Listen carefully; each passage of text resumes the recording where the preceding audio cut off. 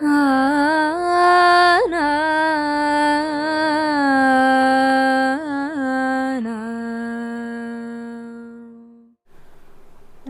Guruvayur devotees ഓൺലൈനിലേക്ക് ഒരിക്കൽ കൂടി എല്ലാവർക്കും സ്വാഗതം. സവിതയാണ് കേട്ടോ. ശ്രീകൃഷ്ണ ഗോവിന്ദ ഹരേ മുരാരേ ഹേ നാഥ നാരായണ വാസുദേവ. ശ്രീകൃഷ്ണ ഗോവിന്ദ ഹരേ മുരാരേ ഹേ നാഥ നാരായണ വാസുദേവ. ശ്രീ ഗുരുവായൂരപ്പ ശരണം ഹരേ. ഇന്നത്തെ സത്സംഗത്തിലേക്ക് എല്ലാവർക്കും ഒരിക്കൽ കൂടി സ്വാഗതം. ഇന്നലെ നമ്മളിവിടെ സത്സംഗ കൃഷ്ണനെ ഊഞ്ഞാലാടുന്ന ഉണ്ണികൃഷ്ണനായിട്ടാണ് അനുസ്മരിച്ചിരുന്നത്. ഉച്ചപൂജ നട തുറക്കുന്നതിന് മുൻപാണ് കേട്ടോ ആ ഷൂട്ട് കഴിഞ്ഞത്.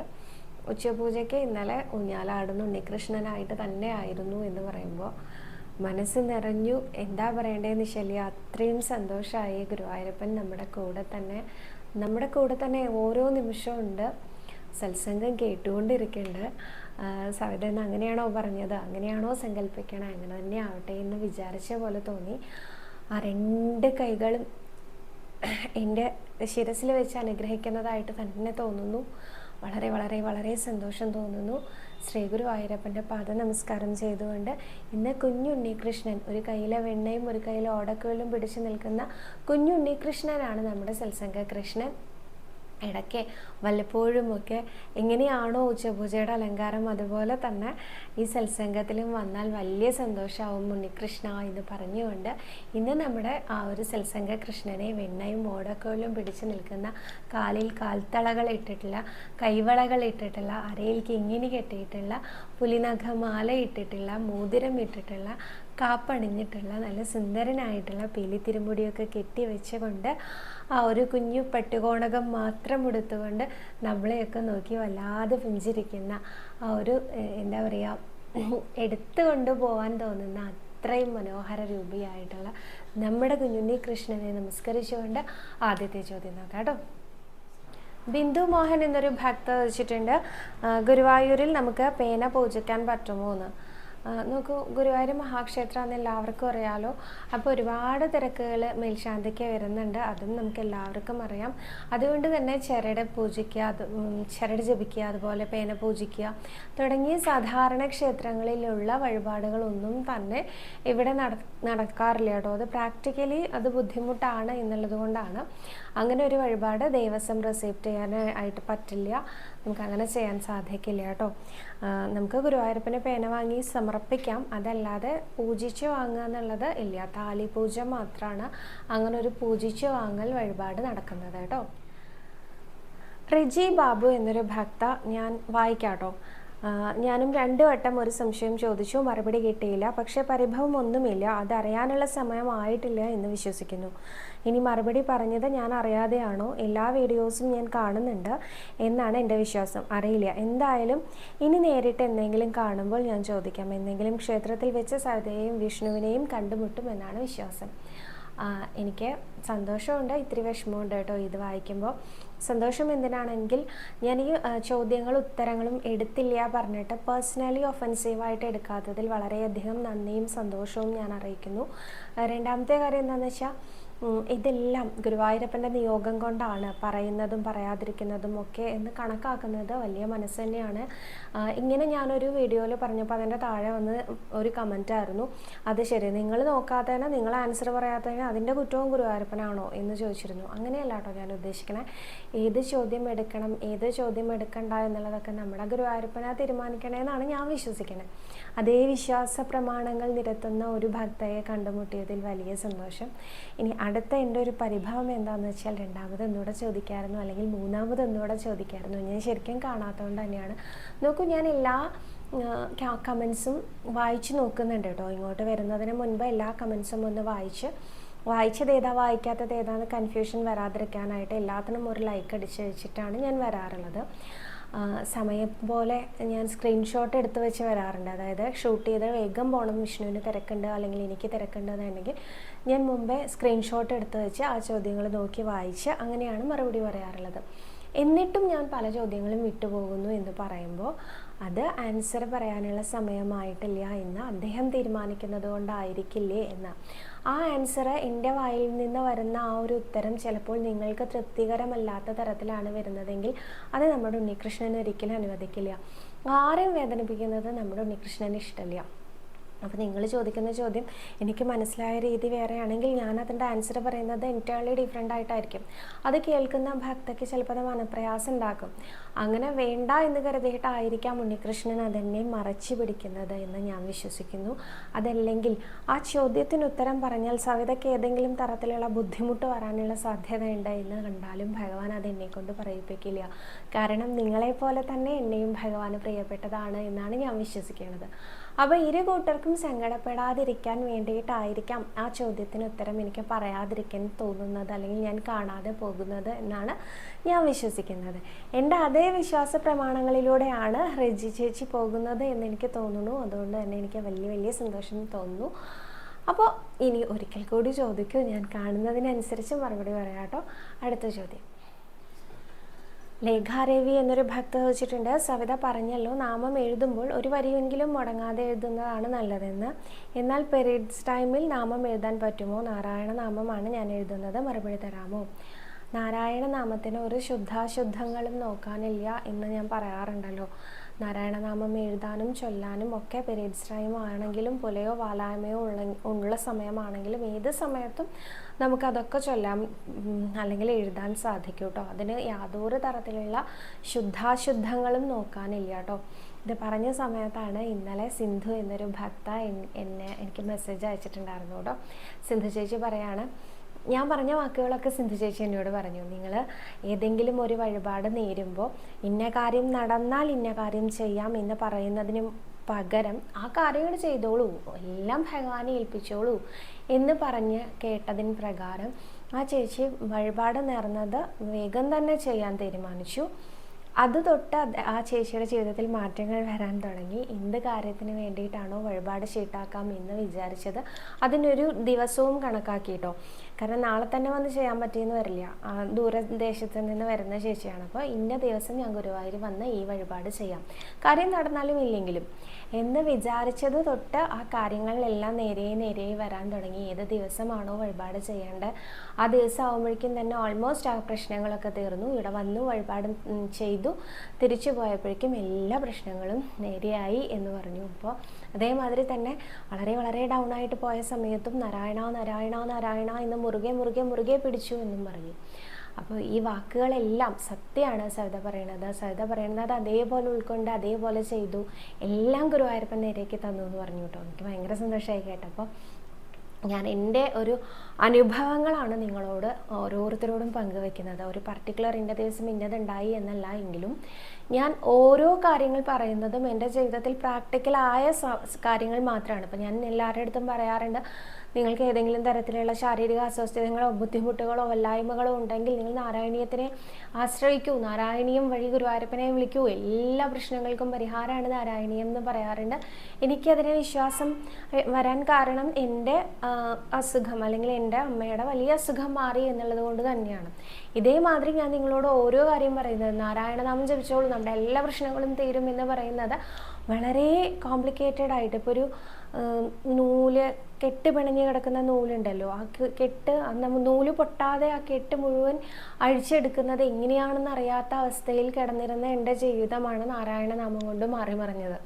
അപ്പോൾ എനിക്കത് നല്ലോണം വിശ്വാസമായതിനു ശേഷമാണ് നിങ്ങളുടെ മുമ്പിലേക്ക് എത്തിക്കുന്നത്. അപ്പോൾ ഞാൻ ആ പറയുന്ന കാര്യങ്ങളൊക്കെ അതുപോലെ ചെയ്തിട്ട് അതേമാതിരി തന്നെ നടന്നു എന്നൊരു ഭക്ത പറയുമ്പോൾ വലിയ സന്തോഷം. സിന്ധു ചേച്ചിക്ക് ആ ഒരു സന്തോഷം എന്നെ അറിയിച്ചതിലും എനിക്ക് വലിയ സന്തോഷം തോന്നുന്നുണ്ട് കേട്ടോ.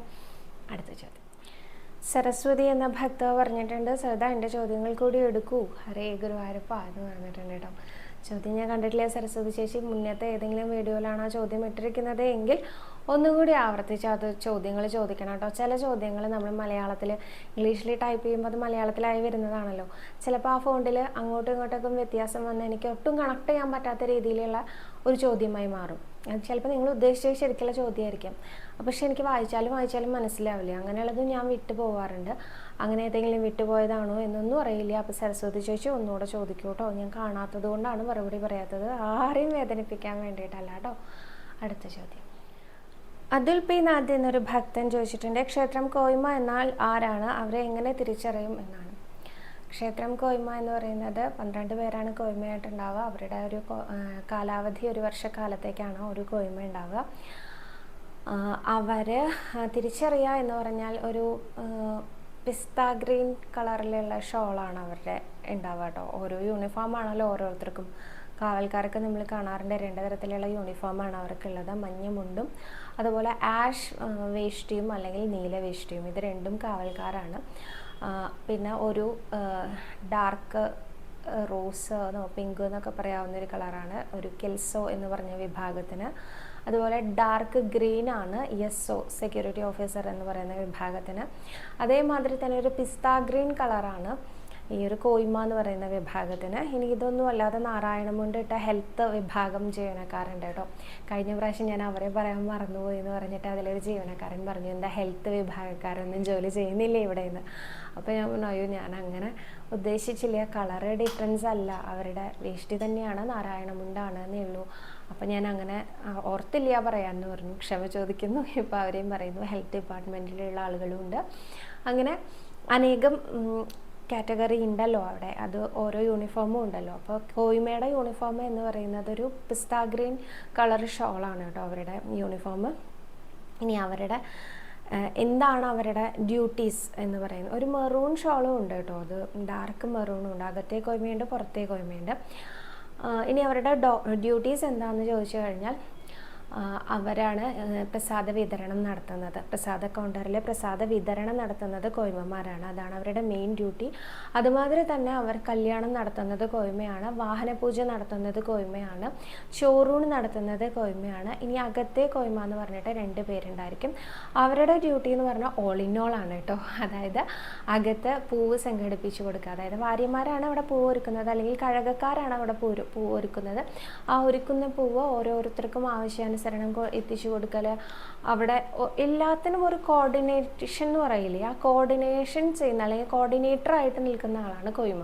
അവരെല്ലാത്തിനും കോയ്മ എന്ന് വിളിക്കുന്നത് നിങ്ങൾക്ക് കേൾക്കാൻ സാധിക്കും. പല സന്ദർഭങ്ങളിലും കോയ്മ എന്നവർക്ക് വിളിക്കുന്നുണ്ടെങ്കിൽ അവർ എന്തെങ്കിലും ഒരു കാര്യം സംഘടിപ്പിക്കാനുണ്ടായിരിക്കും, അതിന് വേണ്ടിയിട്ടാണ്. അത് ഇന്ന ഡിപ്പാർട്ട്മെൻറ്റിൽ നിന്ന് ഇന്ന ഡിപ്പാർട്ട്മെൻറ്റിലേക്ക് എത്തിക്കുക എന്ന് പറയുന്ന പോലെയുള്ള ഡ്യൂട്ടീസാണ് അകത്തെ കോയ്മയ്ക്ക് വരുന്നത്. അങ്ങനെയാണ് ഈ കോയ്മമാരുടെ ഡ്യൂട്ടീസ് വരുന്നത് കേട്ടോ. കോയ്മ എന്നുള്ളതാണ് അവരുടെ ആ ഒരു അവകാശം, അല്ലെങ്കിൽ ആ ഒരു സ്ഥാനപ്പേരിനെയാണ് കോയ്മ എന്ന് പറയുന്നത് കേട്ടോ. സുധാകരൻ നായർ എന്ന ഒരു ഭക്തൻ ചോദിച്ചിട്ടുണ്ട്, സന്ധ്യാവന്ദനം എന്നാൽ എന്താണ് സവിത?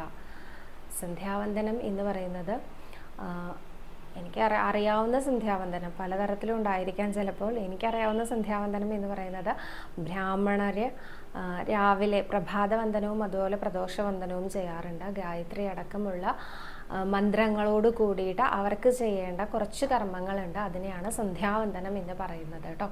അത് ഉപനയനം കഴിയുന്നത് തൊട്ട് മരണം വരെയാണ് ചെയ്യേണ്ടത്. പ്രഭാതവന്ദനവും പ്രദോഷവന്ദനവും ഉണ്ട്. അതിനെയാണ് ഈ സന്ധ്യാവന്ദനം എന്ന് പറയുന്നത് കേട്ടോ. ചിപ്പിക്കുട്ടി എന്നൊരു ഭക്ത വെച്ചിട്ടുണ്ട്, ഏകാദശിയിൽ വിവാഹം നടത്തുന്നത് നല്ലതാണോ? ദോഷമാണെന്ന് ഞാൻ കേട്ടിട്ടില്ല കേട്ടോ. പല വിവാഹങ്ങളിലും ഞാൻ പങ്കെടുത്തിട്ടുണ്ട്. അപ്പോൾ ഏകാദശി വട്ടങ്ങളും കൂടി ഒരുക്കി വെച്ച് കാണാറുണ്ട്. ഏകാദശി ഉള്ളവർക്ക് വേറെ, ഏകാദശി ഇല്ലാത്തവർക്ക് വേറെ, അങ്ങനെ പറഞ്ഞിട്ട് 2 തരത്തിലുള്ള സദ്യ ഒരുക്കി വയ്ക്കുന്നത് കാണാറുണ്ട്. അപ്പോൾ ദോഷമുള്ളതായിട്ട് എനിക്ക് അറിവില്ല. ഗുരുവായൂർ ക്ഷേത്രത്തിൽ ഏകാദശിയുടെ അന്ന് രാത്രിയിൽ ചോറൂണ് ഒഴിവാക്കാറുണ്ട് കുഞ്ഞുങ്ങൾക്ക്. എന്നാൽ ഉച്ചയ്ക്ക് സാധാരണ പോലെ ചോറ് കൊടുക്കാറുണ്ട് കേട്ടോ. അതിൻ്റെ പ്രമാണം എന്താണെന്ന് എനിക്കറിയില്ല. എന്തായാലും ഏകാദശിക്ക് വിവാഹം നടത്തുന്നത് ദോഷകരമാണ് എന്ന് ഞാൻ എവിടെയും കേട്ടിട്ടില്ല. വസന്ത എന്നൊരു ഭക്ത പറഞ്ഞിട്ടുണ്ട്, സവിത ഞാൻ കണ്ണൂരിൽ നിന്നാണ്, ഗുരുവായൂരിൽ നേരിൽ വന്നാൽ ഇന്നോ കാണാൻ കഴിയുമോ? സന്തോഷം, വളരെ സന്തോഷം ഇങ്ങനെ ചോദിച്ചതിൽ. നേരിൽ വന്നാൽ കാണാലോ. ഓഫീസിലുണ്ടാവും കേട്ടോ. രാവിലെ 10 മണിക്ക് ശേഷം വന്നു കഴിഞ്ഞാൽ ഞാൻ ഉണ്ടാവും. ഇൻ കേസ് ഞാനില്ലെങ്കിൽ വിഷ്ണു എന്തായാലും ഓഫീസിലുണ്ടായിരിക്കും. അപ്പോൾ വിഷ്ണുവിനോട് പറഞ്ഞാൽ എന്നെ വിളിക്കും കേട്ടോ. ഞാൻ ഇവിടുന്ന് വാക്കബിൾ ഡിസ്റ്റൻസ് തന്നെ ഉള്ളൂ എൻ്റെ വീട്ടിലേക്ക്. അതുകൊണ്ട് തന്നെ ഞാൻ പറഞ്ഞാൽ വേഗം വരാറുണ്ട് കേട്ടോ.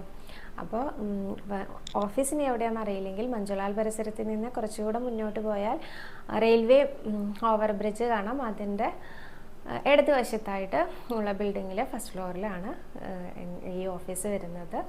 ഗുരുവായൂർ ഡിവോട്ടീസ് ഓൺലൈൻ ഇന്ന് തന്നെയാണ് ബോർഡ് വെച്ചിരിക്കുന്നത്. അപ്പോൾ വരുന്ന സമയത്ത് വിളിച്ചിട്ട് വന്നോളൂ.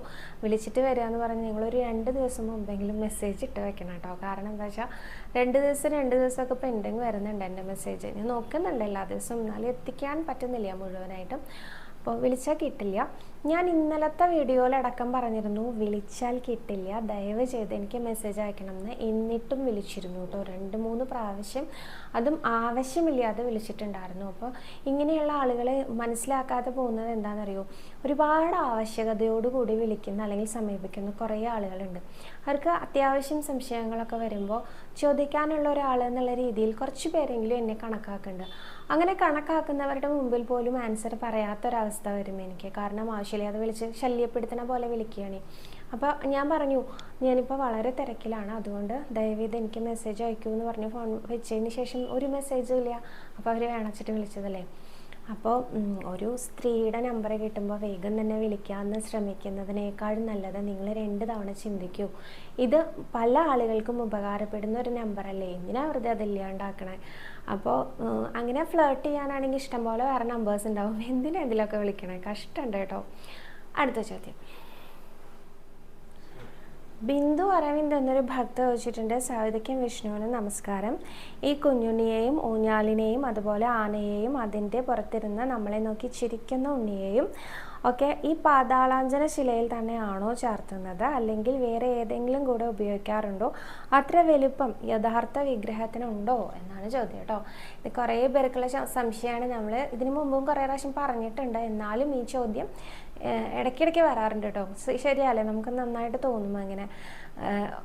പ്രത്യേകിച്ച് ഇങ്ങനെ ഈ ഗോപി വസ്ത്രാപഹാരകനായിട്ടൊക്കെ ഇരിക്കുമ്പോൾ ആലിലുണ്ട്, ഓടക്കോലുണ്ട്, ഗുരുവായൂരപ്പനുണ്ട്, കുറേ വസ്ത്രങ്ങളുണ്ട്, താഴെ ഗോപികമാരുണ്ട്. അതേമാതിരി തന്നെ നമ്മുടെ ഗജേന്ദ്രമോക്ഷം ആനയും കാണിക്കണം, ഗരുഡനെയും കാണിക്കണം, നമ്മുടെ ഗുരുവായൂരപ്പനെയും കാണിക്കണം, എല്ലാം കൂടി എങ്ങനെയാണെന്ന് തോന്നൂല്ലേ.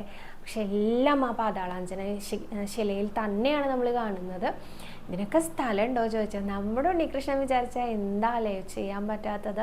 അപ്പം അദ്ദേഹം വിചാരിച്ചത് കൊണ്ട് തന്നെയായിരിക്കും അങ്ങനെയൊക്കെ ഒരുക്കാൻ പറ്റുന്നത് അവർക്ക്. ഇങ്ങനെയാ അല്ലെങ്കിൽ അങ്ങനെ സംഭവിക്കാതെ ചോദിക്കും. പിന്നെ അതുപോലെ മുഖം വേറെ ഭാഗത്താണോ ചാർത്തുന്നത്, മുഖമായിട്ട് തന്നെയാണോ ചാർത്തുന്നത് ചോദിച്ചാൽ, മുഖം മിക്കവാറും മുഖമായിട്ട് തന്നെയാവും ചാർത്തുണ്ടാവുക. കാരണം മുഖത്ത് മാത്രം ഗുരുവായൂരപ്പന് ചന്ദനാണ് ചാർത്തേണ്ടത്, ബാക്കി ദേഹത്തൊക്കെ കളഭാണ് ചാർത്തേണ്ടത്. അപ്പം ആ മുഖം എന്ന് പറയുന്ന ഭാഗം എന്തായാലും ചന്ദനം വരണം എന്നുണ്ടെങ്കിൽ അത് ആ മുഖമായിട്ട് തന്നെയാണ് ചാർത്തണേ. ചിലപ്പോൾ രാധാകൃഷ്ണന്മാരായിട്ട്, ചിലപ്പോൾ രാമനും ലക്ഷ്മണനും ഭരതനും ശത്രുഘ്നനും ഒക്കെ ആയിട്ട് 4 പേരായിട്ട് കർക്കിടക മാസത്തിൽ ചാർത്തിയിരുന്നു കേട്ടോ. അതൊക്കെ എങ്ങനെയാണെന്ന് തോന്നും നമുക്ക്, ഇത്രയൊക്കെ സ്ഥലം ഉണ്ടോ തോന്നും. പിന്നെ ഒരു കാര്യം ഉണ്ട് കേട്ടോ, നിങ്ങൾ ഈ ഒരു ഫോട്ടോ ഫിനിഷ് ഒന്നും ഉദ്ദേശിക്കരുത് മനസ്സിൽ. ഒരു ഫോട്ടോ കാണുന്ന അത്രയും ഭംഗിയായിട്ട് ചന്ദനത്തിൽ നമുക്കൊരിക്കലും കാണാൻ സാധിക്കില്ല. എന്നാൽ ഉണ്ണികൃഷ്ണൻ മാത്രമാണെങ്കിൽ അത് നല്ല മനോഹരമായിട്ട് ചാർത്താൻ പറ്റും. ഈ കൂടെ കുറേ ആളുകൾ ഉണ്ടാകുമ്പോൾ നമുക്കത് പെട്ടെന്ന് മനസ്സിലാവില്ല എന്താ ഉണ്ടാവണേ, എന്താണ് ചെയ്യണേ. കഴിഞ്ഞ ദിവസം ഭഗവാൻ കൈ ഇങ്ങനെ ഒരു വെണ്ണക്കുടത്തിൽ ഇട്ട് നിൽക്കുന്ന തരത്തിൽ, ഉറിയാണ് കെട്ടിത്തൂക്കിയിട്ട രീതിയിലാണ്, കൈ അതിലിങ്ങനെ ഇട്ട് നിൽക്കുന്ന രീതിയിലായിരുന്നു. നമുക്ക് കണ്ടാൽ മനസ്സിലാവില്ല. ഈ ഉറി എന്ന് പറയുമ്പോൾ ഏതാണ്ട് ഈ ഒരു ഭഗവാന്റെ ഒരു തോളറ്റം വരുന്ന കാരണം മറ്റൊരു രൂപമാണോ, രാധാദേവിയാണോ, ബലരാമസ്വാമിയാണോ, യശോദമ്മയാണോ എന്നൊക്കെ നമ്മളിങ്ങനെ സംശയിക്കുമ്പോൾ അല്ല, അതൊരു ഉറിയാണ്. കാരണം താഴേക്കില്ല, ആ ഭാഗം അത് അടുത്തെത്തുമ്പോഴാവും ചിലപ്പം നമുക്ക് മനസ്സിലാവുക. അപ്പം ഇത്തരം സന്ദർഭങ്ങൾ വരുന്ന സമയത്ത് നമ്മൾ എന്താ ചെയ്യേണ്ടതെന്ന് വെച്ചാൽ, അവിടെ നിൽക്കുന്ന ആരോടെങ്കിലും ചോദിക്കുക, എന്താ അലങ്കാരം മനസ്സിലായിട്ടില്ല പറഞ്ഞാൽ അവർ എന്തായാലും പറഞ്ഞു തരും. അപ്പോൾ അങ്ങനെ പറഞ്ഞു തരുമ്പോൾ നമുക്ക് കണ്ടാൽ മനസ്സിലാവും. അപ്പോൾ ഞാൻ അന്ന് തൊഴുതിട്ട് ഞാൻ കുറച്ച് മാറി നിന്നിട്ട് അവിടെ നിന്ന് ജപിക്കുമ്പോൾ എൻ്റെ അടുത്ത് വന്ന് സംസാരിച്ചിരുന്ന ഒരു ഭക്ത ചോദിച്ചിരുന്നു കേട്ടോ, ഇന്ന് എന്താ രൂപം, എന്താ അലങ്കാരം, എനിക്ക് മനസ്സിലായില്ല എന്ന്. അപ്പോൾ ഞാനും പറഞ്ഞു എനിക്കും മനസ്സിലായിട്ടുണ്ടായിരുന്നില്ല. പക്ഷെ ഞാൻ ചോദിച്ചപ്പോൾ പറഞ്ഞു ഉറിയിൽ കൈയിട്ട് നിൽക്കുകയാണ് ഗുരുവായൂരപ്പനൊക്കെ വ്യക്തമാണ്. പക്ഷെ എന്നാലും ആ ഉറിയും ആ ഭാഗം നമുക്കൊരു കൺഫ്യൂഷൻ വരും. അപ്പോൾ ചില ഭാഗം ചില സമയത്ത് ചില രീതിയിൽ ചാർത്തുമ്പോൾ നമുക്ക് ഈ പറഞ്ഞ ആ ഒരു സ്ഥലപരിമിതി മനസ്സിലാവും. എന്നാൽ എല്ലാ സമയത്തും നമുക്ക് അങ്ങനെ തോന്നില്ല കേട്ടോ. പ്രത്യേകിച്ച് വിഷ്ണുവിൻ്റെ പ്രിയപ്പെട്ട കാളിയമർദ്ദനമൊക്കെ ചാർത്തുന്ന ദിവസങ്ങളിൽ നല്ല ഭംഗിയുള്ള ഉണ്ണികൃഷ്ണനാവാറുണ്ട് കേട്ടോ. നല്ല ഭംഗിയുള്ള എന്ന് പറഞ്ഞാൽ നല്ല തടിച്ചുരുണ്ട നല്ല ഉണ്ണികൃഷ്ണൻ, നല്ല വലിയ കാളിയും പാമ്പിൻ്റെ ആ ഒരു ഭണത്തിൻ്റെ മുകളിൽ ചാടി കളിക്കുന്നതായിട്ടൊക്കെ ചില ദിവസം കണ്ടില്ലെങ്കിൽ മിസ് ചെയ്തു പോകും എന്നുള്ള അത്ര മനോഹരമാണ്. ഞാനിന്ന് വന്നില്ലായിരുന്നെങ്കിൽ എനിക്ക് ഇത്ര നല്ലൊരു കാഴ്ച മിസ് ചെയ്തു പോകുമായിരുന്നു എന്ന് തോന്നുന്ന അത്രയും ഭംഗിയാവാറുണ്ട്. അപ്പോൾ എങ്ങനെയൊക്കെ വേണമെന്നുള്ളത് നമ്മുടെ ഉണ്ണികൃഷ്ണൻ മുന്നേ കൂട്ടി തീരുമാനിക്കുന്നുണ്ട്. അതുതന്നെയാണ് ചില ദിവസം രാധാറാണി പരിഭവം പറയാവും, ഒരുപാട് നാളായില്ലേ ഉണ്ണികൃഷ്ണ ഞാൻ അങ്ങയുടെ അടുത്ത ചേർന്നൊന്ന് നിന്നിട്ട് എന്ന് പറയുമ്പോഴായിരിക്കും എന്നാൽ രാധയും കൂടി വന്നോളൂ എന്ന് പറയുണ്ടാവുക. അതല്ലെങ്കിൽ ഉണ്ണികൃഷ്ണൻ്റെ രാധാദേവിയോട് പറയുണ്ടാവും, എത്ര ദിവസമായി രാധേ എൻ്റെ ഭക്തരെ കാണാൻ എന്നോട് കൂടെ ചേർന്ന് നിന്നിട്ട്, ഇവിടെ വരൂ, എൻ്റെ അടുത്ത് നിൽക്കൂ എന്ന് പറയുന്നതായിരിക്കാം. ഇതൊക്കെ എൻ്റെ സങ്കല്പങ്ങളാണ് കേട്ടോ. ചിലപ്പോൾ അങ്ങനെ പറഞ്ഞതായിരിക്കാം.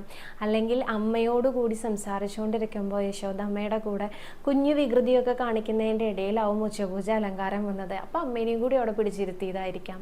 അങ്ങനെയായിരിക്കാം യശോദമ്മ വന്നിട്ടുണ്ടാവുക. ഇങ്ങനെയൊക്കെയാണ് ഞാൻ സങ്കല്പിക്കാറുള്ളത്. എന്തായാലും എന്താണോ കുഞ്ഞുണ്ണി കൃഷ്ണൻ വിചാരിക്കുന്നത് അതുപോലെയാണ് നമുക്ക് ശ്രീലകത്ത് കാണാൻ സാധിക്കുന്നത്. അതെല്ലാം ആ വിഗ്രഹത്തിലാണ്. എക്സ്ട്രാ പ്രോപ്പർട്ടീസ് ഒന്നും തന്നെ ചേർക്കുന്നില്ല കേട്ടോ. രശ്മി സുരേഷ് എന്നൊരു ഭക്ത വെച്ചിട്ടുണ്ട്, ഫൈബർ കൊണ്ടുള്ള കൃഷ്ണ വിഗ്രഹം വീട്ടിൽ വെച്ച് വിളക്ക് വെച്ച് പ്രാർത്ഥിക്കാമോ? വിളക്ക് വെച്ച് പ്രാർത്ഥിക്കാം. ഫൈബർ കൊണ്ടുള്ള കൃഷ്ണ വിഗ്രഹമാണ് മിക്കവാറും 90% വീടുകളിലും ഇപ്പോൾ കാണാൻ സാധിക്കുന്നത്. പണ്ടൊക്കെ കളിമണ്ണ് കൊണ്ട് കിട്ടുമായിരുന്നു. ഇപ്പം മരം കൊണ്ടും ബ്രാസ് കൊണ്ടും ഒക്കെ കിട്ടും. എങ്കിലും വളരെ കോമൺ ആയിട്ട് കാണാൻ പറ്റുക നമുക്ക് ഫൈബർ കൊണ്ടുള്ളത് തന്നെയാണ്. അപ്പോൾ ഫൈബർ കൊണ്ടുള്ള ഉണ്ണികൃഷ്ണനെ വെച്ചിട്ട് തന്നെയായിരിക്കും എല്ലാവരും വിളക്ക് കത്തിച്ച് വെക്കേണ്ടാവുക എന്നാണ് ഞാൻ വിചാരിക്കണേ. എൻ്റെ എല്ലാത്ത് അങ്ങനെയാണ് കേട്ടോ. ഫൈബർ കൊണ്ടുള്ള ഉണ്ണികൃഷ്ണൻ്റെ മുമ്പിൽ വിളക്ക് കത്തിച്ച് തൊഴുത് നമസ്കരിക്കുന്നുണ്ട്. ദേവാരമൂർത്തികൾ വേറെ ഉണ്ടെങ്കിലും ഇങ്ങനെയാണ് പതിവുള്ളത്. പിന്നെ എനിക്ക് ഭയങ്കര കളർഫുള്ളായിട്ടാണ് ഭഗവാനെ കാണാൻ ഇഷ്ടം കേട്ടോ. അല്ലാതെ ഈ മരം കൊണ്ടുള്ളതാണെങ്കിലും ബ്രാസ് കൊണ്ടുള്ളതൊക്കെ ആകുമ്പോഴും എനിക്ക് അങ്ങോട്ട് തൃപ്തിയാവില്ല. എനിക്ക് നല്ല ഭംഗിയായിട്ട് ഒരുങ്ങി നിൽക്കുന്ന ഉണ്ണികൃഷ്ണനെ കാണാൻ വലിയ ഇഷ്ടമാണ്. അതിപ്പോൾ എന്താ പറയുക, കറുത്ത ഉണ്ണികൃഷ്ണനായാലും നീല ഉണ്ണികൃഷ്ണനായാലും വെളുത്ത ഉണ്ണികൃഷ്ണനായാലും ഒക്കെ എനിക്ക് ഭയങ്കര ഇഷ്ടമാണ്. പക്ഷെ നന്നായിട്ട് ഒരുങ്ങിയിട്ടുണ്ടാവണം. എൻ്റെ ഗുരുവായൂരപ്പൻ അലങ്കാരപ്രിയനാണ്. അപ്പോൾ അതുകൊണ്ട് തന്നെ അലങ്കരിച്ച ഉണ്ണികൃഷ്ണനെ കാണാനാണ് എനിക്കിഷ്ടം. അത് ഫൈബർ കൊണ്ടുള്ളതാണ് ഉണ്ടാവാറ്. അപ്പം ഞാൻ അങ്ങനെയാട്ടോ വിളക്ക് വെച്ചിരിക്കണേ. സുധി സന്തോഷ് എന്നൊരു ഭക്തൻ ചോദിച്ചിട്ടുണ്ട്, ആടിയ എണ്ണ കിട്ടിയിരുന്നു, അത് നമുക്ക് കുളിക്കുമ്പോൾ മേല് തേക്കാൻ ഉപയോഗിക്കാമോ? 2-3 പ്രാവശ്യം മെസ്സേജ് ഇട്ടിരുന്നു. ഏതെങ്കിലും തരത്തിലുള്ള അശുദ്ധിയുള്ള സമയത്ത് ഈ എണ്ണ തൊടാൻ പാടുണ്ടോ? ശ്രീലകത്ത് നെയ്വിളക്ക് ഷീട്ടാക്കുക എന്ന് പറഞ്ഞാൽ എന്താണ്? 4000 രൂപയുടെ നെയ്വിളക്ക് 4 പേർക്ക് കയറാവുന്ന ക്യൂവിൻ്റെ അത് തന്നെയാണോ എന്ന് ചോദിച്ചിട്ടുണ്ട്. 2 ചോദ്യം കേട്ടോ. സുധി സന്തോഷിൻ്റെ എനിക്ക് തോന്നുന്നു സുധി സന്തോഷ് എന്ന ID പേരാണ്, ശരിക്കുള്ള പേര് വേറെ എന്തോ ആണ്, അത് പറഞ്ഞിട്ടില്ല കേട്ടോ. അപ്പോൾ എന്തായാലും ചോദ്യം ഒന്നാമത്തത്, ആടിയ എണ്ണ മേല് തേച്ച് കുളിക്കാൻ ഉപയോഗിക്കാമോ? ഉപയോഗിക്കാമല്ലോ, അതുകൊണ്ട് ഒരു കുഴപ്പമില്ല. ഏതെങ്കിലും തരത്തിലുള്ള അശുദ്ധിയുള്ള സമയത്ത് അത് ഉപയോഗിക്കണ്ട കേട്ടോ. ഗുരുവായൂരപ്പന് ആടിയ എണ്ണയല്ലേ, അപ്പോൾ നമ്മൾ ആ അശുദ്ധിയുള്ള സമയത്ത് മാറ്റി വെച്ചോളൂ. അതല്ലാത്ത സമയത്ത് നമുക്ക് മേല് തേച്ച് കുളിക്കാൻ ഉപയോഗിക്കാം. പിന്നെ ഈ ശ്രീലകത്ത് നെയ്വിളക്ക് ഷീട്ടാക്കുക എന്ന് പറയുന്നത് 4000 രൂപയ്ക്ക് 5 പേർക്ക് കയറി തൊഴാൻ പാകത്തിന് 4500 രൂപയുടെ നെയ്വിളക്കാണോ എന്നാണ് ചോദിച്ചിരിക്കുന്നത്. അങ്ങനെയല്ല കേട്ടോ. നെയ്വിളക്ക് നമുക്ക് ഏറ്റവും ചുരുങ്ങിയ നെയ്വിളക്ക് നമ്മൾ ഷീട്ടാക്കുന്നത് 10 രൂപയ്ക്കാണ്. 10ൻ്റെ ഗുണിതങ്ങളായിട്ട് നമുക്ക് ഏത് സംഖ്യയ്ക്ക് വേണമെങ്കിലും നെയ്വിളക്ക് ഷീട്ടാക്കാം. എന്നാൽ നാലമ്പലത്തിനകത്തേക്ക് തൊഴാനായിട്ട് പ്രവേശിക്കണമെങ്കിൽ മിനിമം ഒരാൾക്ക് 1000 രൂപയുടെ നെയ്വിളക്ക് ഷീട്ടാക്കണം. ഇനി 5 പേർക്കാണെങ്കിൽ 4500 രൂപയുടെ നെയ്വിളക്ക് ഷീട്ടാക്കണം. ഇങ്ങനെയാണ് അതിൻ്റെ കണക്ക്. അതല്ലാതെ നെയ്വിളക്ക് ഷീട്ടാക്കുക എന്ന് പറയുമ്പോൾ അത് തൊഴാൻ വേണ്ടി മാത്രമല്ല, അല്ലെങ്കിൽ ഇത്രയും വലിയ എമൗണ്ടിന് മാത്രമല്ല, 10 രൂപ മുതൽ തുടങ്ങുന്നതാണ് കേട്ടോ. തൊഴാൻ വേണ്ടി ഷീട്ടാക്കുമ്പോഴാണ് വലിയ എമൗണ്ടിന് ഷീട്ടാക്കേണ്ടത്. അശ്വതി അനൂപ് എന്നൊരു ഭക്ത ഇന്നലെ ചോദ്യം ചോദിച്ചിരുന്നു. അശ്വതി ചോറൂണിന് വരുന്നതിനെ കുറിച്ചാണ് ചോദിച്ചിട്ടുണ്ടായിരുന്നത്. അപ്പം ഞാൻ പറഞ്ഞിട്ടുണ്ടായിരുന്നു 5 വയസ്സിന് താഴെയുള്ള കുട്ടികളെ 4-ാം തീയതി മുതൽ 19-ാം തീയതി വരെ അകത്തേക്ക് പ്രവേശിപ്പിക്കില്ല എന്ന്. പക്ഷെ ചോറ് കൊടുക്കുന്ന തീയതി എന്ന് പറയുന്നത് 5 പിറന്നാൾ കഴിഞ്ഞാൽ 6 പിറന്നാളിന് മുമ്പായിട്ട് വേണമല്ലോ. പിന്നെ മുഹൂർത്തമൊക്കെ നോക്കണമല്ലോ. അപ്പോൾ അത് വെച്ചിട്ടാവുമ്പോൾ പിന്നെ ലീവ് കിട്ടുന്നതിനനുസരിച്ചും എല്ലാം കൂടി നോക്കുമ്പോൾ അശ്വതിക്ക് ഈ 4-ാം തീയതി മുതൽ 19-ാം തീയതി വരെയുള്ള സമയത്തിൻ്റെ ഇടയ്ക്ക് മാത്രമേ വരാൻ പറ്റുള്ളൂ. അങ്ങനെയാണെങ്കിൽ അശ്വതിയുടെ ചോദ്യം, നാലമ്പല ദർശനത്തിന് പിന്നീട് കുഞ്ഞിനെയും കൊണ്ട് വന്നാൽ കുഴപ്പമുണ്ടോ, അതോ ചോറ് കൊടുത്ത് ഉടനെ വരണം എന്നുണ്ടോ, അല്ലെങ്കിൽ ഉടനെ അകത്ത് കയറി തൊഴണമെന്നുണ്ടോ എന്ന്? അങ്ങനെയൊന്നുമില്ല കേട്ടോ അശ്വതി. രണ്ടാമത് വന്ന് കുഞ്ഞിനെ എന്തായാലും ഗുരുവായൂരപ്പനെ കാണിച്ചു കൊടുത്തോളൂ. ഗുരുവായൂരപ്പനെ കുഞ്ഞിനെ നേരിട്ട് കാണിച്ചു കൊടുക്കുന്നത് നമ്മുടെ ഏറ്റവും വലിയ സന്തോഷമല്ലേ. അപ്പം ഞാൻ എൻ്റെ മൂത്ത മകൾ ഉണ്ടായ സമയത്ത് ചോറ് കൊടുക്കുകയൊക്കെ ചെയ്യുന്നതിന് മുൻപ് 80 ദിവസമായപ്പോൾ ഞാൻ ഇവിടുന്ന് വിദേശത്തേക്ക് പോയി. അപ്പോൾ ഞാൻ 80 ദിവസത്തിന് വിദേശത്തേക്ക് പോകുന്നത് കൊണ്ട് തന്നെ കുഞ്ഞിന് ചോറ് കൊടുക്കാനൊന്നും നിവർത്തിയില്ലല്ലോ. ഞാൻ അവിടെ പോയിട്ട് ആ ഭണ്ണാരത്തിൻ്റെ ചുവടെ, അതായത് ദീപസ്തംഭത്തിൻ്റെ ചുവടെയുള്ള ഭണ്ണാരത്തിൻ്റെ ചുവടെ നിന്ന് ഉച്ചപൂജ നട തുറന്ന സമയത്ത് മിത്രവിന്ദയെ എടുത്ത് ഉയർത്തി ഗുരുവായൂരപ്പനെ കാണിച്ചു കൊടുത്തതിന് ശേഷമാണ് വിദേശത്തേക്ക് കൊണ്ടുപോയത്. അപ്പം അതെൻ്റെ ഒരു സന്തോഷം. കാരണം ഗുരുവായൂരപ്പനെ ആദ്യം കാണിച്ചു കൊടുത്തിട്ട് വേണം എനിക്ക് എങ്ങോട്ടും കൊണ്ടുപോകാൻ എന്ന് തോന്നി. അതുകൊണ്ടാണ്. പക്ഷേ എൻ്റെ വിസയുടെ എക്സ്പയറി ആവുന്നതിന് മുമ്പ് എനിക്ക് തിരിച്ചു പോകണമല്ലോ. അതാണ് ഞാൻ ആ ഒരു 80 ഡേയ്സിൽ തന്നെ ഗുരുവായൂരപ്പനെ കാണിച്ചു കൊടുത്തത്. ഇതേമാതിരി അശ്വതി തൊഴാൻ വരുന്ന സമയത്ത്, അല്ലെങ്കിൽ കുഞ്ഞിന് ചോറ് കൊടുക്കാൻ വരുന്ന സമയത്ത് കൊടിമരത്തിൻ്റെ ചുവടെ വെച്ച് ഗുരുവായൂരപ്പനെ കാണണേ എന്ന് പറഞ്ഞിട്ട് കുഞ്ഞിനെ ഒന്ന് ഉയർത്തി കാണിച്ചു കൊടുത്തോളൂ. എന്നിട്ട് ഉടൻ തന്നെ വലിയ താമസമൊന്നും ഇല്ലാതെ തന്നെ വന്ന് അകത്ത് കയറി തൊഴുത് ശ്രീലകത്ത് ഉള്ള ഉണ്ണികൃഷ്ണനെ നാലമ്പലത്തിൽ തന്നെ വെച്ച് കാണിച്ചു കൊടുക്കാൻ അശ്വതിക്ക് സാധിക്കട്ടെ. അടുത്ത ചോദ്യം. രശ്മി സുരേഷ് എന്നൊരു ഭക്ത ചോദിച്ചിട്ടുണ്ട്, ശിവേലി വരുന്നത് ഒരു ദിവസം 3 തവണയാണെന്ന് പറഞ്ഞല്ലോ. അപ്പോൾ ഉഷപൂജ, പന്തീരടി പൂജ, ഉച്ചപൂജ, അലങ്കാരം, അത്താഴപൂജ ഇതൊക്കെ എപ്പോഴാണ് വരുന്നതെന്നും കൂടി പറയാമോ? ഉഷപൂജ വരുന്നത് രാവിലെ 6 മണിക്കും 6:30ക്കും ഇടയിലാണ് കേട്ടോ. ഉഷപൂജ നട തുറക്കുന്നത് 6:20 ആ സമയത്താണ്. 6:30 വരെ പിന്നീട് നാലമ്പലത്തിനകത്തേക്ക് ദർശനം ഉണ്ടാവുള്ളൂ. കാരണം അതിനുശേഷം അവിടെ ശിവേലിക്ക് ഭക്തജനങ്ങളെ നാലമ്പലത്തിനകത്ത് നിന്ന് പുറത്തേക്ക് കടത്തിയതിന് ശേഷം വേണം ഗുരുവായൂരപ്പനെ തിടമ്പുള്ളിയെ പുറത്തേക്ക് എഴുന്നള്ളാനായിട്ട്. അപ്പം അതുകൊണ്ട് 6:15 നട തുറക്കുക. 6:15, 6:20 ഉള്ളിൽ നട തുറക്കും. 6:30 വരെ നമുക്ക് അകത്തേക്ക് പ്രവേശനം ഉണ്ടാവുള്ളൂ. അതിനുശേഷം ശിവേലിക്ക് ശേഷമാണ് നാലമ്പലത്തിനകത്തേക്ക് ഭക്തജനങ്ങൾക്ക് കടക്കാൻ സാധിക്കുക. ഇതിന് ശേഷം വരുന്നത് പന്തീരടി പൂജ. പന്തീരടി പൂജ ഉദയാസ്തമന പൂജ ഉള്ള ദിവസമാണെങ്കിൽ 18 പൂജകളിൽ പെടുന്നതായ കാരണം വളരെ നേരം 18 പൂജകളുള്ള കാരണം വളരെ നേരം വൈകിട്ട് 11 മണിക്ക് ശേഷമാണ് പന്തീരടി പൂജ വരിക. അതല്ല സാധാരണ ദിവസങ്ങളിലാണെങ്കിൽ 8 മണിക്ക് പന്തീരടി പൂജയാവും. 8 മണി തൊട്ട് 8:15 ഉള്ളിലാണ് പന്തീരടി പൂജ നിവേദ്യമാവുന്നത്. നിവേദ്യവും പൂജയും കഴിഞ്ഞിട്ട് 8:45 കൂടിയിട്ടാണ് നട തുറക്കുന്നത്. ഇനി ഉച്ചപൂജ വരുന്നത്, ഉച്ചപൂജ നേദ്യമാവുന്നത് 11:30 മുതലാണ്. 11:30ക്ക് നേദ്യവും പൂജയും കഴിഞ്ഞ് 12:30 കൂടിയിട്ടാണ് നട തുറക്കുന്നത്, ഉച്ചപൂജ നട തുറക്കുന്നത്. ഇനി അടുത്തത് അത്താഴപൂജയാണ്. അത്താഴപൂജ വരുന്നത് 7:30 മുതൽ 7:45 ഉള്ളിലാണ് നിവേദ്യ സമയം. നിവേദ്യവും പൂജയും കഴിഞ്ഞ് 8:15, 8:20 ഉള്ളിലാണ് നട തുറക്കുന്നത് കേട്ടോ. 9:15 വരെയാണ് ഉള്ളിലേക്ക് പ്രവേശനം ഉണ്ടാവുള്ളൂ. അത് കഴിയുമ്പോഴേക്കും വിളക്കെഴുന്നള്ളിപ്പിന് പുറത്തേക്ക് എഴുന്നള്ളേണ്ട സമയമായി. അപ്പോൾ ഈ സമയങ്ങളൊക്കെ മനസ്സിലായി എന്ന് വിചാരിക്കുന്നു. ഇതിന് ചെറിയ ചെറിയ മാറ്റങ്ങൾ ഉണ്ടായിരിക്കും കേട്ടോ. 5-10 മിനിറ്റ് അങ്ങോട്ടോ ഇങ്ങോട്ടോ വ്യത്യാസം ഉണ്ടാവും. മിക്കവാറും ഈ പറഞ്ഞ സമയത്ത് തന്നെയാണ്. മറ്റശുദ്ധികളൊന്നും സംഭവിച്ചിട്ടില്ലെങ്കിൽ, അതായത് ഇടയ്ക്കൊക്കെ പുണ്യാഹം വന്നു കഴിഞ്ഞാൽ ഇതിനൊക്കെ അങ്ങോട്ടും ഇങ്ങോട്ടും ഒക്കെ താളപ്പിഴകൾ സംഭവിക്കാം.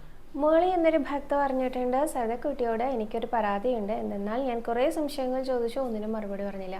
മോളി ചേച്ചി റിപ്പീറ്റ് വീണ്ടും വീണ്ടും വീണ്ടും ചോദിക്കും. ഞാൻ കണ്ടിട്ടില്ല കേട്ടോ ചോദ്യങ്ങൾ. ഇനി മോളി ചേച്ചി അഥവാ എൻ്റെ പേഴ്സണൽ നമ്പറിലേക്കാണ് മെസ്സേജ് അയച്ചെങ്കിൽ എൻ്റെ നമ്പർ ഡീആക്ടിവേറ്റ് ചെയ്തതിന് മുൻപുള്ള എല്ലാ മെസ്സേജസും ഡിലീറ്റ് ആയി പോയിട്ടുണ്ട്. എനിക്ക് വീണ്ടും ആക്ടിവേറ്റ് ചെയ്തതിന് ശേഷം മോളി ചേച്ചിയുടെ മെസ്സേജൊന്നും ഞാൻ കണ്ടിട്ടില്ല. അപ്പോൾ അതുകൊണ്ട് ഇനി എന്തെങ്കിലും ഉണ്ടെങ്കിൽ ചോദിക്കൂ കേട്ടോ, എന്നാലേ കാണുള്ളൂ. അടുത്ത ചോദ്യം. ശ്രീലത എന്നൊരു ഭക്ത വെച്ചിട്ടുണ്ട്, സവിതയുടെ നമ്പറിൽ വാട്സപ്പ് കിട്ടുന്നില്ല. നാമം ജപിക്കുമ്പോൾ ഒരേ സമയത്ത് ജപിക്കണോ? സമയം തെറ്റിയാൽ ദോഷമുണ്ടോ? നാമം ജപം നമുക്ക് ഒരു തരത്തിലുള്ള ദോഷവും ഉണ്ടാക്കി തരില്ല. അതെങ്ങനെ ജപിച്ചാലും നമുക്ക് ഒരു തരത്തിലുള്ള ദോഷങ്ങളും ഉണ്ടാക്കി തരുന്നില്ല. ഏകദേശം 4 നൂറ്റാണ്ടുകൾക്ക് മുൻപ് ജീവിച്ചിരുന്ന ഭക്തോത്തമരായിട്ടുള്ള ആളുകളാണ് അതിനുള്ള ഏറ്റവും വലിയ ദൃഷ്ടാന്തം. കാരണം അവർ ഒരുപാട് പേര് പറഞ്ഞു വെച്ചിട്ടുണ്ട്. എഴുത്തച്ഛൻ പറഞ്ഞിട്ടുണ്ട്, ഋതുവായ പെണ്ണിനും ഇരപ്പവനും എല്ലാവർക്കും നാമം ജപിക്കാമെന്ന് പറഞ്ഞിട്ടുണ്ട്. അതുപോലെ തന്നെ കുറൂരമ്മ പറഞ്ഞിട്ടുണ്ട്, ഏത് സമയത്താണോ മരണം വരിക എന്ന് നമുക്കറിയില്ല, അതുകൊണ്ട് തന്നെ ഏത് സമയത്തും നമുക്ക് നാമം ജപിക്കാമെന്ന് പൂന്താനം പറഞ്ഞിട്ടുണ്ട്. ആരെയെങ്കിലും പരിഹസിച്ചാണെങ്കിലോ പേരായിട്ട് വിളിക്കുകയാണെങ്കിലോ അറിയാതെ ചൊല്ലുകയാണെങ്കിലോ എങ്ങനെ ചൊല്ലിയാലും നാമം നമ്മുടെ ജന്മജന്മാന്തര പാപങ്ങളെ ഇല്ലാണ്ടാക്കി മുക്തി നൽകാൻ പറ്റുന്നതാണ്, ഉതകുന്നതാണ് എന്ന്. അതുകൊണ്ട് തന്നെ നാമജപത്തിൽ ദോഷം എന്നൊന്നില്ല. ഒരേ സമയം മെയിൻറ്റെയിൻ ചെയ്യണമെന്നൊന്നുമില്ല. നമ്മളെക്കുറിച്ച്, കലികാലത്തെ ജനങ്ങളെക്കുറിച്ച് ഭഗവാന് നല്ല ബോധ്യമുണ്ടല്ലോ. അദ്ദേഹത്തിൻ്റെ സൃഷ്ടിയാണല്ലോ നമ്മൾ. അതുകൊണ്ട് തന്നെ മുൻപത്തെ യുഗങ്ങളിലുള്ള അത്രയും കഠിനമായിട്ടുള്ള യാതൊരു കാര്യങ്ങളും നമ്മുടെ ഈ കലികാലത്തെ ആളുകളോട് ഭഗവാൻ നിഷ്കർഷിക്കുന്നില്ല. എങ്ങനെയെങ്കിലും നിങ്ങൾ എന്നെ ഒന്ന് സ്മരിക്കൂ, ഞാൻ നിങ്ങൾക്ക് മുക്തി തരാൻ തയ്യാറാണ് എന്നാണ് ഭഗവാൻ പറയുന്നത്. അപ്പോൾ എന്തായാലും നമ്മൾ നാമം ജപിച്ചോളൂ, ഏത് സമയത്തും ജപിച്ചോളൂ, എങ്ങനെയും ജപിച്ചോളൂ. നാരായണ നാരായണ നാരായണ എന്ന് ചൊല്ലിക്കൊണ്ട് അദ്ദേഹത്തിനെ ആശ്രയിക്കാൻ നമ്മൾ ഓരോരുത്തർക്കും സാധിക്കട്ടെ കേട്ടോ. അടുത്ത ചോദ്യം. അമൃത എന്നൊരു ഭക്ത ചോദിച്ചിട്ടുണ്ട്, കീഴ്ശാന്തിമാർക്ക് മേൽശാന്തി ആവാൻ പറ്റുമോ എന്ന്. അങ്ങനെ ഇല്ല കേട്ടോ. ഉപദേവന്മാരുടെ മേൽശാന്തി ആവാൻ മാത്രമേ കീഴ്ശാന്തിക്കാർക്ക് പറ്റുള്ളൂ. ഓദിക്കന്മാർക്കാണെങ്കിലാണ് മേൽശാന്തി ആവാൻ സാധിക്കുക. കീഴ്ശാന്തി എന്ന് പറയുന്നത് 13 ഇല്ലക്കാരാണ്. ഇവിടെ നിയോഗിക്കപ്പെട്ട 13 ഇല്ലക്കാര് പാരമ്പര്യ ജീവനക്കാരാണ്. അവർക്ക് ഉപദേവതയുടെ മേൽശാന്തി ആവാൻ സാധിക്കും. ശ്രീലകത്ത് കയറാൻ പറ്റില്ലല്ലോ എന്നൊരു ചോദ്യം കഴിഞ്ഞ ദിവസം ഉണ്ടായിരുന്നു. ശ്രീലകത്ത് കയറാം, അവർക്ക് എല്ലാം ഒരുക്കി വെക്കാം.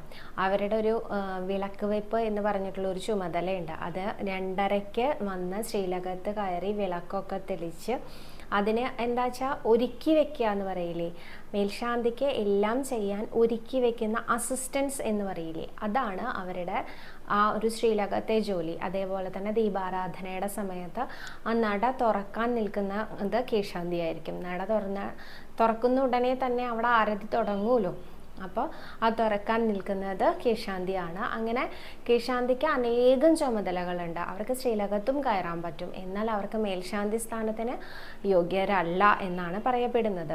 അതൊക്കെ പൂർവീകർ തീരുമാനിക്കുന്നതാണ് കേട്ടോ. അതിനൊക്കെ ഓരോരോ നിബന്ധനകൾ ഉണ്ടായിരിക്കാം. എന്നാൽ ഈ കീഴ്ശാന്തി ജോലി ചെയ്യാൻ മറ്റാർക്കും പറ്റില്ല, ഈ 13 ഇല്ലക്കാർക്ക് മാത്രമേ പറ്റുള്ളൂ. അങ്ങനെയൊക്കെയാണ് അതിൻ്റെ നിയമം വരുന്നത് കേട്ടോ. മേൽശാന്തി ആവാൻ പക്ഷേ 4 ഓദിക്കൻ കുടുംബക്കാർക്ക് എപ്പോൾ വേണമെങ്കിലും അപ്ലൈ ചെയ്യാം. ഗുരുവായൂരപ്പൻ്റെ അനുഗ്രഹം ഉണ്ടെങ്കിൽ അവർക്ക് കിട്ടുകയും ചെയ്യും കേട്ടോ. ശൈല എന്നൊരു ഭക്ത ചോദിച്ചിട്ടുണ്ട്, പറവെപ്പ്, നമ്മുടെ ഇടത്തരികത്ത് കാവിൽ അമ്മയുടെ പറവെപ്പിൻ്റെ കാര്യം കേട്ടോ ചോദിച്ചിരിക്കണേ. പറവെപ്പിന് പല പല ദ്രവ്യങ്ങളാണല്ലോ ഉപയോഗിക്കുന്നത്. അവസാനം അതെല്ലാം മിക്സ് ആവുന്നുണ്ട്. അപ്പോൾ അത് വീണ്ടും ഉപയോഗിക്കാൻ പറ്റില്ലല്ലോ. അപ്പോൾ അതെന്താ ചെയ്യാന്ന്, അതവിടെ നിൽക്കുന്ന ഭക്തജനങ്ങൾക്കൊക്കെ മലര്, അതുപോലെ പൂവ്, കുങ്കുമം ഇതൊക്കെ പ്രസാദമായിട്ട് എടുക്കാറുണ്ട് കേട്ടോ ഭക്തജനങ്ങൾ. പക്ഷേ നെല്ലും അതുപോലെ അരിയും ഒക്കെ ദേവസ്വത്തിലേക്ക് ചാക്കിലാക്കിയിട്ട് എടുക്കാറുണ്ട്. അതല്ലാതെ ഇതുപോലെ മിക്സായി പോകുന്നതൊക്കെ അവിടെയുള്ള ഭക്തജനങ്ങൾ അവരുടെ ഒരു പ്രസാദമായിട്ട്, ഭഗവതിയമ്മയുടെ പ്രസാദമായിട്ട് സ്വീകരിക്കാറുണ്ട് കേട്ടോ. അപ്പോൾ കുറേ പേരുണ്ടാവുന്നുള്ളത് കൊണ്ട് അത് പെട്ടെന്ന് തന്നെ തീരാറുണ്ട്. അതുപോലെ ആ വാള് പിടിച്ച് വരുന്ന അദ്ദേഹത്തിൻ്റെ പേരറിയോ, എങ്ങനെയാണ് അതിൻ്റെ കാര്യങ്ങൾ എന്ന് ചോദിച്ചിട്ടുണ്ട്.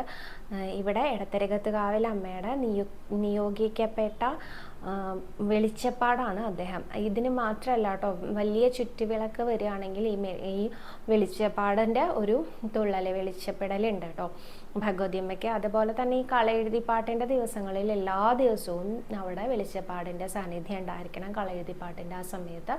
അതൊക്കെയാണ് അദ്ദേഹത്തിൻ്റെ ചുമതല വരുന്നത്. അദ്ദേഹത്തിൻ്റെ കുടുംബത്തിൻ്റെ പേരൊന്നും എനിക്കറിയില്ല, ഞാൻ അന്വേഷിച്ചതിന് ശേഷം പറയാം കേട്ടോ. അപ്പോൾ ഇന്ന് അത്രയും ചോദ്യങ്ങളേ ഉള്ളൂ. ഇന്ന് 30 മിനിറ്റിലധികമായി എന്ന് പറഞ്ഞ് കുഞ്ഞിനിവിടെ ഇരുന്ന് ചീത്ത പറയുന്നുണ്ട്. അപ്പോൾ അതുകൊണ്ട് ഇനിയും 2-3 ചോദ്യങ്ങളുണ്ട്, അതെടുക്കാൻ പറ്റില്ല കേട്ടോ. അടുത്ത ദിവസം ആ ചോദ്യങ്ങൾക്കുള്ള ഉത്തരവും കൂടി കൊണ്ടുവരാമെന്ന് വിചാരിക്കുന്നു. സർവരോഗ വിനാശന, സർവപാപ വിനാശന, സർവദുഃഖ വിനാശന, സർവസൗഖ്യപ്രദായക ശ്രീ ഗുരുവായൂരപ്പ ശരണം ഹരേ.